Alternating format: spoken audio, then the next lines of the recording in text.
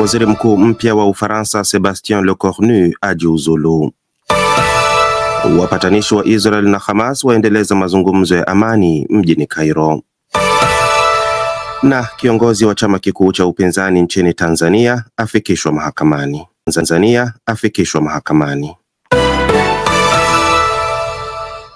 Habari kamili. Paris. Waziri mkuu wa Ufaransa Sébastien Lecornu aliyeteuliwa hivi karibuni amejiuzulu hii leo Jumatatu katika hali ambayo haikutarajiwa. Ikulu ya Elysee imesema barua ya kujiuzulu ya Lecornu imewasilishwa kwa Rais Emmanuel Macron ambaye ameukubali uamuzi huo. Hatua ya Lecornu kujiuzulu imejiri baada ya saa chache baada ya kuteua baraza lake jipya la mawaziri, ambapo nafasi nyingi muhimu ziliendelea kushikiliwa na mawaziri waliokuwepo. Kabla ya hatua ya waziri mkuu huyo kujiuzulu, upinzani ulitishia kuiangusha serikali yake, jambo linalodhihirisha ni jinsi gani kuna mzozo na mkwamo mkubwa wa kisiasa nchini Ufaransa. Siasa za Ufaransa ziliingia kwenye msukosuko tangu Macron alipochaguliwa tena kwa muhula wa pili mwaka 2022 na zilivurugika kabisa baada ya uchaguzi wa mapema wa bunge wa mwaka jana, ambapo hakuna chama chochote kilichofanikiwa kupata wingi unaohitajika wa wabunge. Cairo. Wapatanishi wa Israel na Hamas wataendelea hivi leo mazungumzo yasiyo ya moja kwa moja huko mjini Cairo kuhusu namna ya kuumaliza mzozo wa Gaza, kuachiliwa kwa mateka wa Israel na wafungwa wa Kipalestina. Mazungumzo hayo yaliyoanza hapo jana chini ya mpango wa amani uliopendekezwa na Rais wa Marekani Donald Trump yanaonyesha dalili za kufanikiwa, huku yakiungwa mkono na viongozi wa mataifa mbalimbali duniani. Akiondoka nchini Qatar, waziri wa mambo ya nje wa Ujerumani Johann Wadephul ataelekea Misri na Israel, ambapo anatarajiwa kuzungumza na viongozi wa nchi hizo kuhusu mpango huo amani ambao ameusifia. Ukweli ni kwamba hakuna mpango bora zaidi kuliko Rais Trump. Ni lazima utekelezwe kikamilifu, hata kama baadhi ya vipengele vinahitaji kufafanuliwa.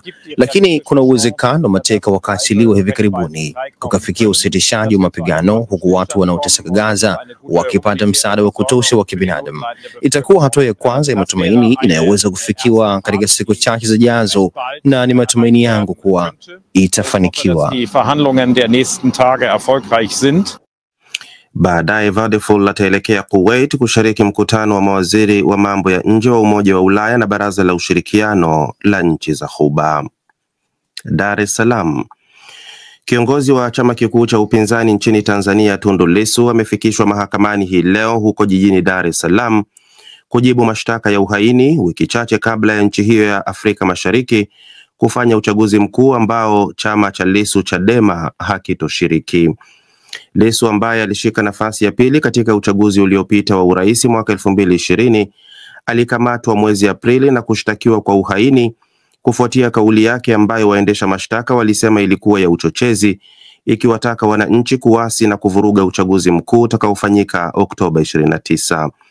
Tundu Lissu na chama chake waliapa kutoshiriki uchaguzi huo hadi kutakapofanyika mageuzi muhimu katika mchakato mzima wa uchaguzi, wakisema kuwa mfumo wa sasa unakipendelea Chama cha Mapinduzi CCM cha Rais Samia Suluhu Hassan ambacho kimekuwa madarakani tangu mwaka 1961 wakati Tanzania ikijulikana kama Tanganyika wakati huo ilipopata uhuru.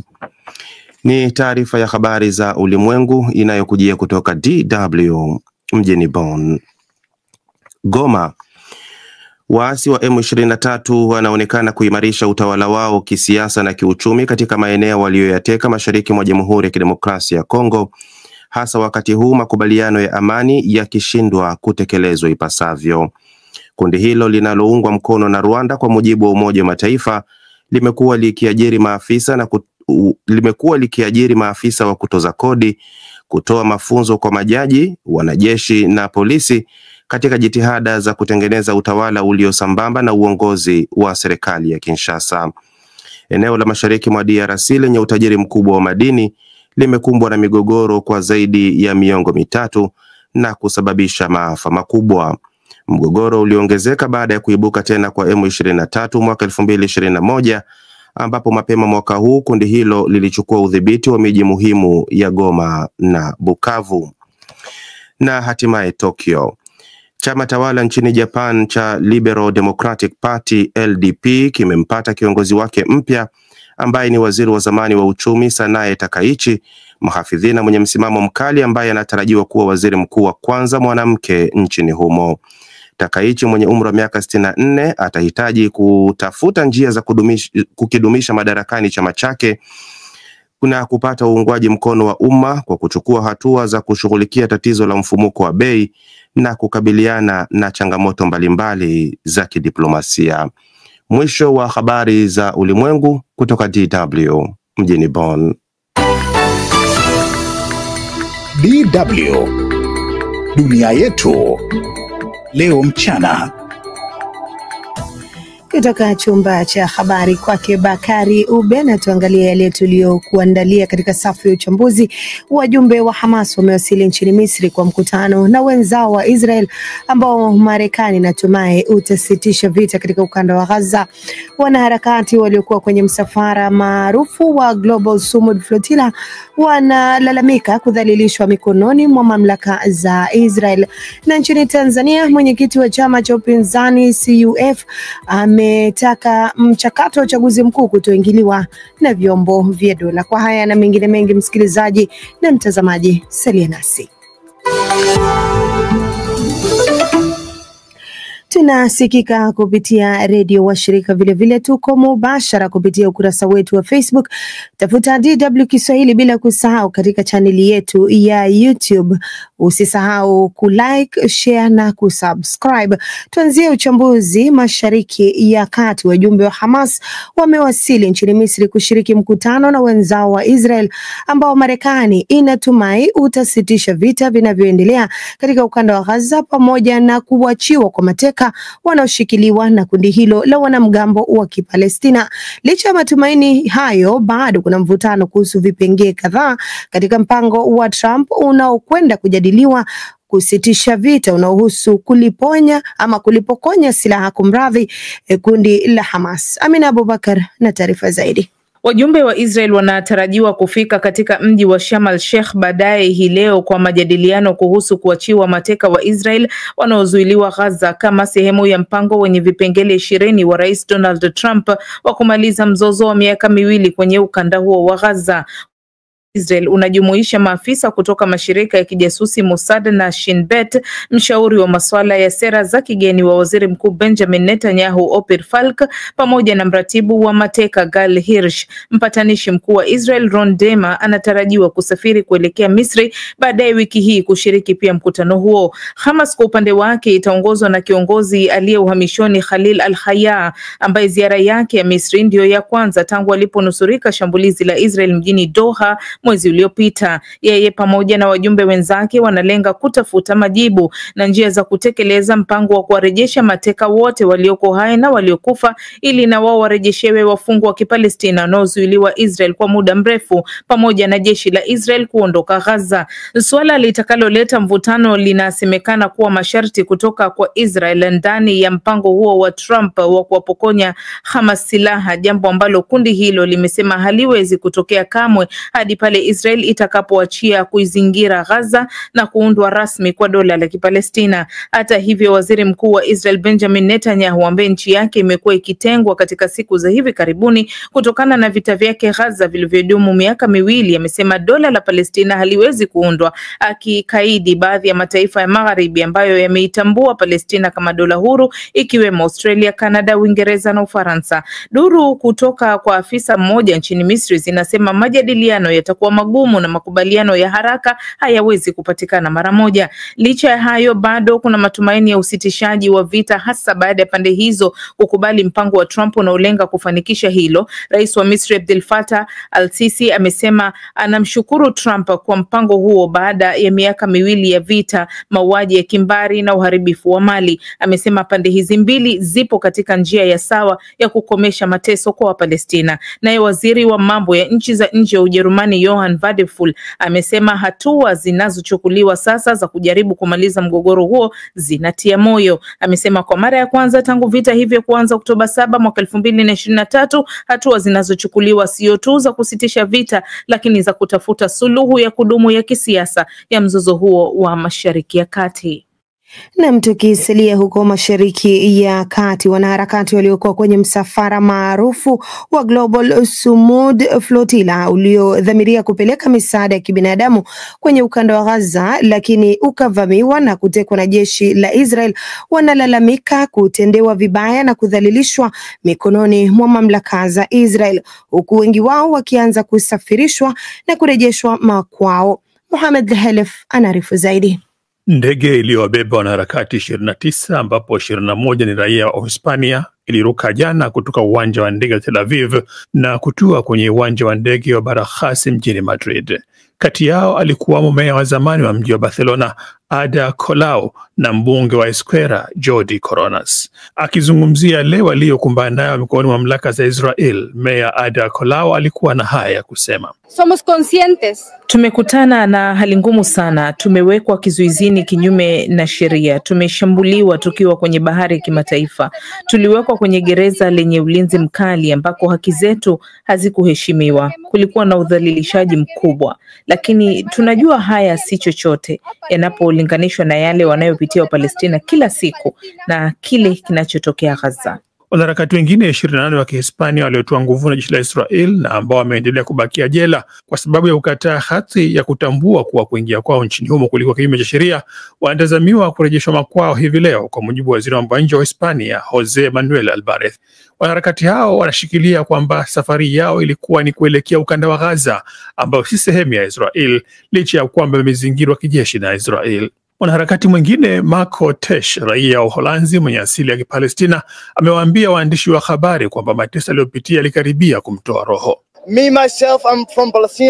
Mimi mwenyewe nina asili ya Kipalestina. Siku ya mwanzo kabisa nilianza kutendewa vibaya. Nilikaribia kukata roho kwa kuwa walinigubika usoni na kunifunga mikono kwa nyuma. Na tulipokuwa jela, maafisa wa Israel walikuwa wakimtesa kila mtu kutoka Tunisia au Malaysia au nchi yoyote ya Kiislamu au ya Kiarabu, na wakaondoka nao kwa sababu hawana mabalozi wa nchi zao. Walikuwa hawapati msaada. Wanaharakati 6 waliowasili nchini Uswisi hapo jana nao pia walalamikia mateso na hali mbaya ya kibinadamu walipokuwa mikononi mwa vyombo vya usalama vya Israel. Raia 19 wa Uswisi akiwemo meya wa zamani wa mji wa Geneva Remy Pagani walikuwemo kwenye msafara huo wa Global Sumud Flotilla uliokuwa wajaribu kuvunja mzingiro wa kijeshi wa Israel na kuwafikia watu wa Gaza kwa ajili ya misaada ya kibinadamu. Miongoni mwa wanatarajiwa kuachiwa leo ni mwanaharakati mashuhuri wa Sweden Greta Thunberg akiungana na wenzake 70 kutoka mataifa mbalimbali. Wengi wao watapelekwa kwanza nchini Ugiriki ambao kisha watapata usafiri wa kuelekea makwao. Na tuelekee sasa Afrika Mashariki. Mwenyekiti wa chama cha upinzani cha wananchi CUF nchini Tanzania, Profesa Ibrahim Lipumba ametaka mchakato wa uchaguzi mkuu kutoingiliwa na vyombo vya dola, huku akimtaka Rais Samia Suluhu Hassan ambaye pia ni mgombea wa chama tawala CCM kuwahakikishia wananchi kuwa maoni yao yataheshimiwa kupitia sanduku la kura kwa tume ya uchaguzi kutenda haki. George Njogopa anaarifu zaidi. Mwanasiasa huyo aliwahi kuwania urais zaidi ya mara 3 amesema licha mazingira kutoka urafiki kwa vyama vya upinzani kufanya siasa, lakini chama chake kimeamua kushiriki uchaguzi huo kama hatua ya kizalendo na kwamba ukuzaji wa demokrasia ni mchakato unaopitia safari ndefu.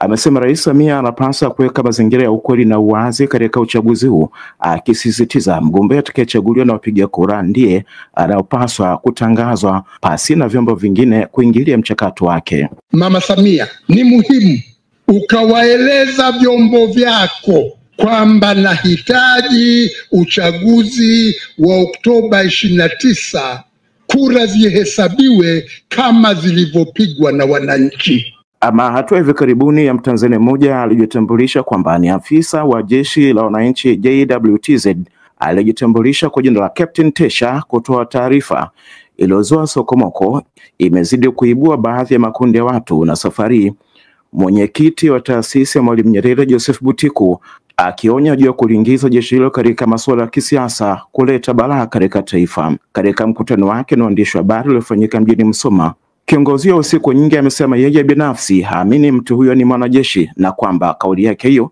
imelenga kuvuruga mshikamano wa kitaifa. Wala siamini kwamba ndani ya jeshi letu tuna watu wa aina hiyo. Tayari jeshi la wananchi JWTZ limetoa ufafanuzi kuhusu kadhia hiyo iliyojitokeza mwishoni mwa wiki. Kaimu mkurugenzi wa habari na uhusiano wa jeshi hilo Kanali Bernard Masala Morunga alionya juu ya kulihusisha jeshi hilo na masuala ya kisiasa. Napenda kuutaarifu umma wa Tanzania kuwa linaendelea kutekeleza majukumu yake kikatiba kwa uaminifu, utii na uhodari kwa kuzingatia kiapo chetu. Asanteni. Likionya kutokana na yale yanayojitokeza katika mitandao, jeshi la polisi nchini limesema limeanza kumulika wale wanaotengeneza na kusambaza taarifa zinazoashiria uchochezi. Msemaji wa jeshi hilo David Misime ametaja kuwepo kwa matukio yanayojitokeza katika mitandao ya kijamii ambayo amedai kwamba yanakwenda kinyume na utamaduni wa Kitanzania na kuwafikisha katika mamlaka nyingine za haki jinai kwa hatua za kisheria kama ambavyo limefanya kwa waliokwisha kukamatwa.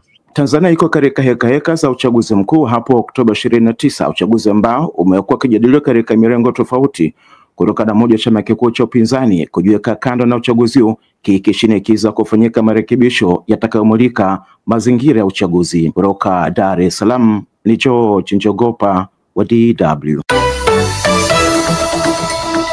DW tunavuma kwa kishindo. Naam, tunaendelea kuvuma kwa kishindo. Usisite kutuandikia maoni yako kupitia mitandao yetu ya kijamii. Vile vile tuko TikTok. Usikose kutufollow kule na katika channel yetu ya YouTube pia, naye mwambie mwenzio nyote muweze kusubscribe. Tukirudi katika uchambuzi, huko nchini Ufaransa, waziri mkuu mpya amejiuzulu siku moja baada ya kutangaza baraza lake la mawaziri. Hatua hiyo imeitumbukiza nchi hiyo katika awamu mpya ya mzozo wa ndani wa kisiasa. Zainab Aziz na taarifa kamili. Baada ya hatua hiyo ya waziri mkuu wa Ufaransa Sébastien Lecornu, kiongozi wa chama cha mrengo wa kushoto cha La France Insoumise LFI, Jean-Luc Mélenchon, mara moja ametoa wito kwa wabunge wapitie upya hoja ya kuondolewa madarakani rais wa Ufaransa Emmanuel Macron. J'appelle un retour aux urnes parce que dans une démocratie. Ninatoa wito wa kufanyika uchaguzi kwa sababu katika demokrasia kweli Wafaransa wameonyesha kukataa kwa nguvu kabisa kama walivyofanya kwenye chaguzi za wabunge na katika bunge la Ulaya. Ninaamini hakuna njia nyingine isipokuwa kuwataka raia hao wa Ufaransa wafanye maamuzi tena kwa kupiga kura, kwa sababu kadiri tunavyosubiri ndivyo tunavyocheza na utulivu wa nchi na kuongezea wasiwasi wananchi. Lakini kwa bahati mbaya Rais Emmanuel Macron halisikii hili. Et je regrette qu'Emmanuel Macron ne l'entende pas. Naye kiongozi wa chama cha siasa kali za mrengo wa kulia cha National Rally, Jordan Bardella, ametoa wito wa kufanyika kwa uchaguzi wa mapema. Mgombea urais mara 3 wa chama cha siasa kali za mrengo wa kulia nchini Ufaransa, Marine Le Pen, pia amehimiza ufanyike uchaguzi wa mapema wa bunge baada ya kujiuzulu waziri mkuu Sébastien Lecornu. Rais wa Ufaransa Emmanuel Macron hii leo Jumatatu amekubali kujiuzulu kwa waziri wake mkuu mpya. Macron alimteua Lecornu mwezi uliopita kwenye wadhifa huo, lakini safu ya baraza la mawaziri ambalo halina mabadiliko yoyote alilolitangaza jana Jumapili jioni lilikosolewa vikali katika wigo wa kisiasa. Lecornu amesema lengo lake kuu lilikuwa ni kufikia mwafaka katika bunge la kitaifa linalokabiliwa na mgawanyiko mkubwa kwa kutafuta maelewano na wabunge kutoka upande wa kushoto na wale wa upande wa kulia, na alikuwa ametangaza kwamba hatatumia mamlaka maalum ya kikatiba ambayo watangulizi wake waliyatumia kulazimisha bajeti bungeni bila kupigiwa kura. Waziri mkuu Sébastien Lecornu amehudumu kwenye wadhifa huo kwa kipindi cha chini ya mwezi mmoja. Hatua hiyo imeitumbukiza Ufaransa katika sintofahamu zaidi ya kisiasa. Na sasa tugeukie mzozo kati ya Urusi na Ukraine. Urusi imedungua droni 251 za Ukraine usiku wa kuamkia leo, nyingi zikiwa katika maeneo ya Bahari Nyeusi na moja kuelekea mjini Moscow. Wakati huo umeme umekatika kwenye eneo la mpakani la Belgorod lililovamiwa na Ukraine na kuharibu viwanda vya nishati. Thelma Mwadzaya anaripoti kamili. Kulingana na gavana wa Belgorod, Vyacheslav Gladkov, aliwasilisha ujumbe kupitia jukwaa la Telegram Jumapili jioni, mitambo ya nishati iliharibiwa kwenye shambulio hilo. Kufikia leo asubuhi, wakazi wa maeneo 24 hawana huduma za umeme hata baada ya wataalam kushughulika usiku kucha. Kulingana na matokeo ya kazi ya usiku kucha ya wataalamu wetu wa nishati na huduma za dharura, kwa sasa hakuna umeme katika maeneo 24 ya makazi, hali inayoathiri watu takriban 5,400. Kwa mujibu wa wizara ya ulinzi ya Urusi, droni 251 za Ukraine zilidunguliwa zilipoingia anga yake, kadhalika rasi ya Crimea usiku kwa mkia leo. Mabaki ya droni zilizodunguliwa yalisababisha moto kwenye uwanja wa kiwanda cha kuchakata mafuta cha Tuapse kilichoko eneo la Krasnodar. Hata hivyo, moto huo ulizimwa baada ya muda usiokuwa mrefu. Kiwanda hicho husambaza mafuta nje kwa nchi za China, Malaysia, Singapore na Uturuki. Kwa upande wake, Ukraine nayo ilitangaza rasmi kuwa Urusi ilivamia. Gavana wa eneo la Kharkiv lililoko mashariki, Ole Shnihubov, aliwasilisha ujumbe kwenye jukwaa la Telegram kuwa watu 4 walijeruhiwa na baadhi yao wanakabiliana na kiwewe. Duru za kijeshi za Ukraine zinaeleza kuwa Urusi iliwavamia kwa droni 116 za mapambano na 86 kati ya hizo zilidanguliwa. Kwa jumla yalifanyika mashambulio 30 kwenye maeneo 7, zinaeleza duru rasmi. Ifahamike kuwa Ukraine imekuwa ikijilinda na mashambulizi ya Urusi kwa muda wa miaka 3.5 sasa na kulazimika kulipiza kisasi kwa kuvamia viwanda vyao vya nishati. Vyombo vya habari vya Ukraine viliripoti kuwa moto mkubwa uliwaka pale bohari la mafuta liposhambuliwa kwenye eneo la Feodosia la pwani ya Crimea. Yote hayo yakiendelea, rais wa zamani wa Urusi Dmitry Medvedev, ambaye ni naibu mwenyekiti wa Baraza la Usalama, alipuuzilia mbali mchango wa nchi yake katika kuvuruga usafiri wa ndege barani Ulaya. Urusi imeghadhabishwa na kauli za mataifa ya Ulaya za kupendekeza matumizi ya mali yake kufadhili ununuzi wa silaha mahsusi kwa Ukraine, kudengua ndege zao, kadhalika kuunda ukuta ulinzi dhidi ya mashambulizi ya droni. Urusi inashikilia kuwa haina nia yoyote ya kuvamia nchi yoyote mwanachama wa jumuiya ya kujihami ya NATO.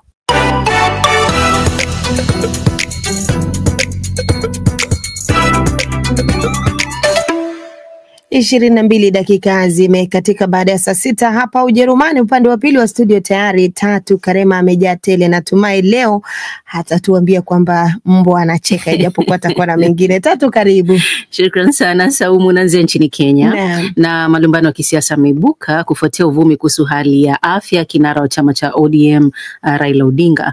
Saumu, kumekuwa na uvumi mitandaoni hasa wikendi hii kwamba Raila ni mgonjwa sana. Lakini sekretarieti yake imetoa taarifa ikihakikisha kwamba ama ikiwahakikishia wananchi kwamba kiongozi huyo yuko katika hali nzuri ya kiafya.